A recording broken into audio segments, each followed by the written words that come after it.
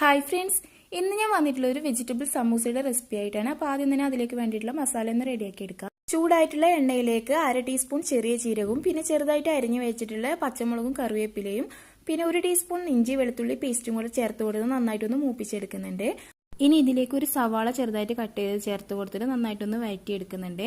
അതിനുശേഷം ഇതിലേക്ക് ഒരു ക്യാരറ്റ് ചെറുതായിട്ട് കട്ട് ചെയ്തതും കൂടെ ചേർത്ത് കൊടുത്തിട്ട് ആവശ്യത്തിന് ഉപ്പും ഇട്ട് കൊടുത്തിട്ട് ഒരു 10 മിനിറ്റ് അടച്ചു വെച്ച് നന്നായിട്ടൊന്ന് വേവിച്ചെടുക്കാം. ക്യാരറ്റ് നന്നായിട്ട് വെന്ത് വന്നാൽ പിന്നെ ഇതിലേക്ക് ഉപ്പും മഞ്ഞളും ഇട്ട് വേവിച്ച് വെച്ചിട്ടുള്ള ഉരുളക്കിഴങ്ങും പിന്നെ ഗ്രീൻ പീസ് വേവിച്ചതും കൂടെ ചേർത്ത് കൊടുത്തിട്ട് നന്നായിട്ടൊന്ന് മിക്സ് ചെയ്ത് കൊടുക്കുന്നുണ്ട്. പിന്നെ ഇതിലേക്ക് ഒരു 1/2 ടീസ്പൂൺ ഗരം മസാലയും 1/2 ടീസ്പൂൺ കുരുമുളക് പൊടിയും പിന്നെ മല്ലിയില ചെറുതായിട്ട് കട്ട് ചെയ്തും കൂടെ ചേർത്ത് കൊടുക്കുന്നുണ്ട്.